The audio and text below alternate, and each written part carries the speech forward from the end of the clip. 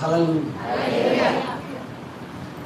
కొడతారని తెలిసిన దేవుని శక్తి వీళ్ళలో ఉన్న సంగతి వాళ్ళకు మాత్రమే తెలుసు.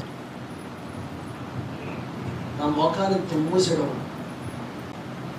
కాండ్రకి ఇచ్చి తెమ్మడం, సైకిల్ వేసుకుని ఏకాంతానికి వెళ్తున్నాను. సైకిల్ వేసుకుని పాస్టర్ దేవుడిని పిలిచేయడానికి అవునండి. కాండ్రకి చూసాడు, చూస్తే తుడుచుకొని కడుక్కుంటే అక్కడ నీళ్ళు తుడుచుకొని అట్లాగే ఏకాంతానికి వెళ్ళిపోయా. 2 కిలోమీటర్ల సైకిల్ వెళ్ళిపోయా.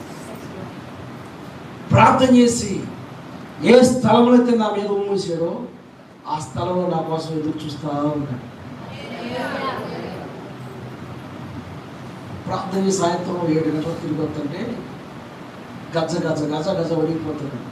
పాస్టర్ గారు ఫస్ట్ ఏమన్నాడు? అగౌరవంలో మాట్లాడి ఈసారి ఏంటంటే నన్ను క్షమించి నేను కాళ్ళ మీద పడిపోయాను. సలిచడం మంటలు ఎందులో ఉంది. నేను అట్లా చేసేనా ఇంటికి పడుకున్నా అభయంకరమైన వ్యక్తి నాకు కనపడ్డాడు. ఆయన పేరు నజరేయుడైన యేసు. హల్లెలూయా. నేను బ్రతికుండగా నీ జోలికి ఈ సంవత్సరం వచ్చిన వార్త వచ్చింది. ముసలుడు గారు నడివేసాడు, చచ్చిపోయాడు. ప్రభుని ఎరగల.